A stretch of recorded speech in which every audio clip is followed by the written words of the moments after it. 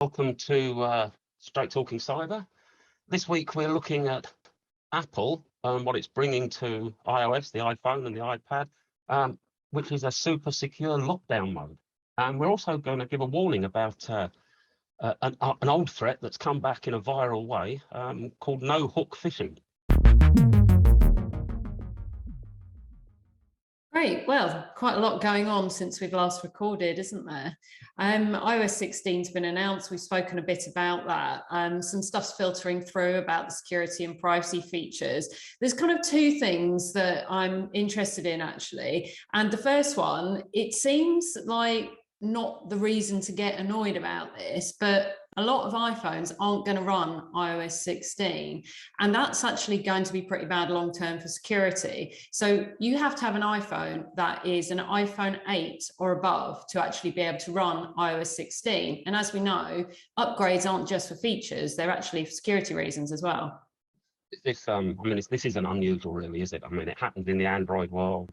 Older machines can no longer support newer software. It happens with laptops. They can't support newer software. It's just the way of the world, isn't it? It is. I think the important thing to notice, though, is that people do need to kind of realise that. A lot of people do hang on to older devices. They give older iPhone, Apple devices to parents or even to kids to use. And these devices are, at this point, this year, going to be insecure. So it is something that people kind of need to know about, really. And actually, it's very expensive to keep buying tech like this, isn't it? And that's something maybe that the vendors need to address a bit more. You don't get that long out of things. And also with the iPhone, of course, you haven't got the third-party security apps that actually do much by way of protection either. So you are really in a bind, I think. Yeah. So what would be the advice to people who can't afford to upgrade their iPhone? So what can they do? What basic things can they do just to make them as safe as possible? Get a new one.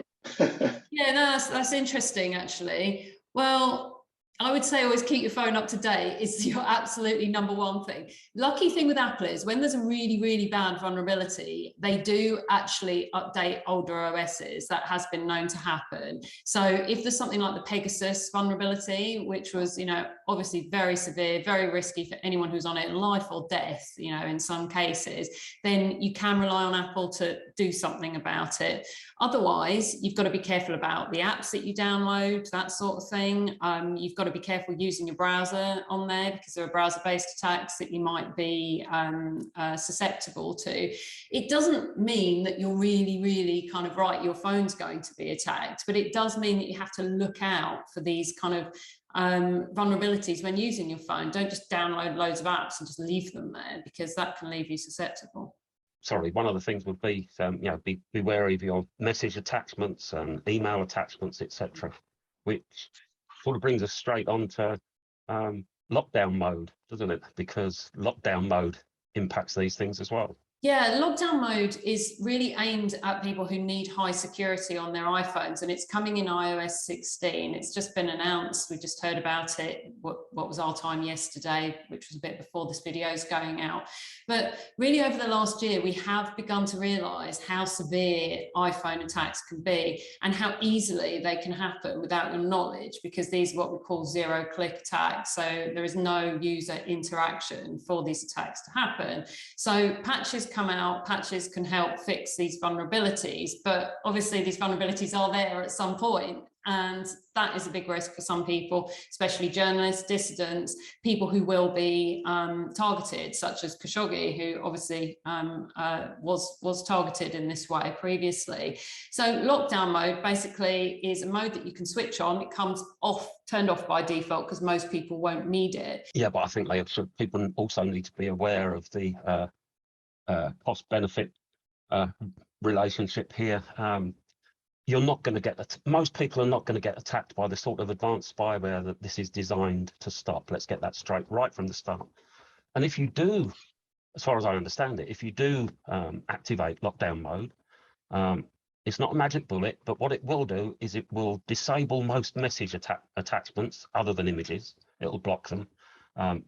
Most websites, or certainly a large number of websites, will run a lot slower because it will disable just-in-time JavaScript, which is JIT, which is used to speed up websites. Incoming invitations like FaceTime will be blocked.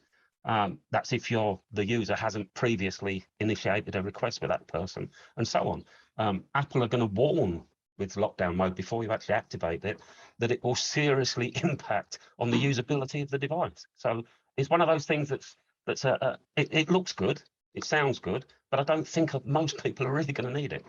No, it's a highly targeted feature, isn't it? And actually, it looks very good for Apple in terms of marketing point of view, and, you know, keeping the iPhone as secure as possible from these high risk, kind of low group of people attacks.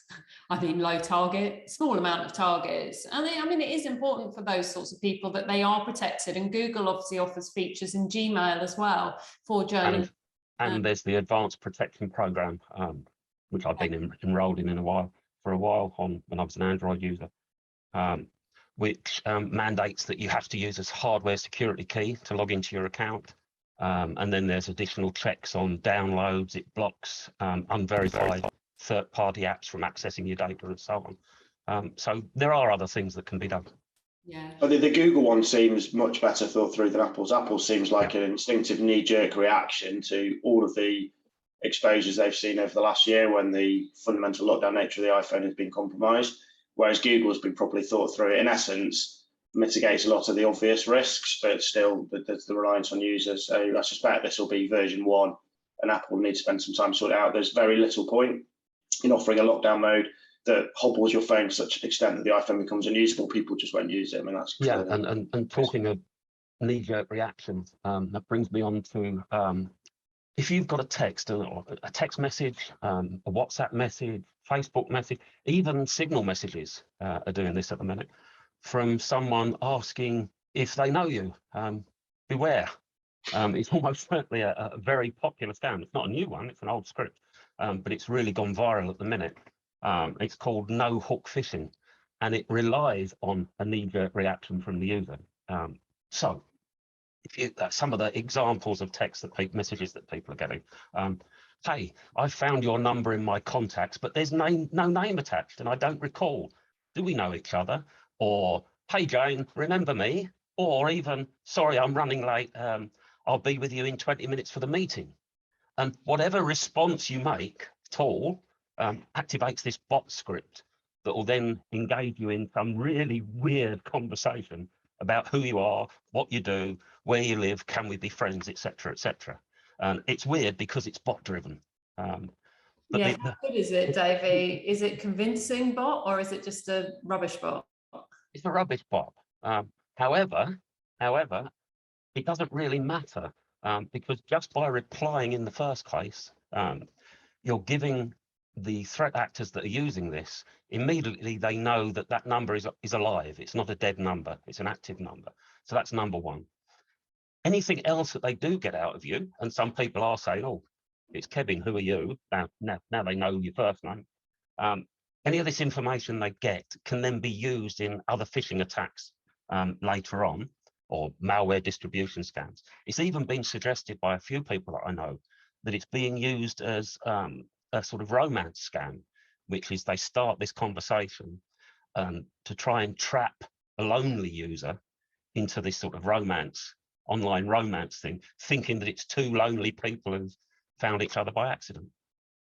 Oh, such a shame. What if this is real though? That's the thing. I mean, how do you prove that it might be a real person at the end of that? Can you try and phone them or do something like that? Why bother? Why bother?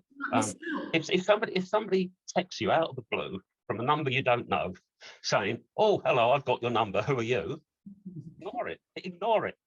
You know, it's not going to be important. If they say, "Oh, I'm running late for our meeting," you haven't got a bloody meeting. Ignore it. If they say, "Hey, Jane, remember me?" and your name's Fred, ignore it. And that's the advice. Just ignore them. They've already admitted they don't know you. It's obvious they're fishing for information. Ignore it. So always ignore all your texts is the message from you. No. Always ignore stupid text. Okay. From people you don't know or that are asking very, very stupid questions. I won't ask what time our meeting is then.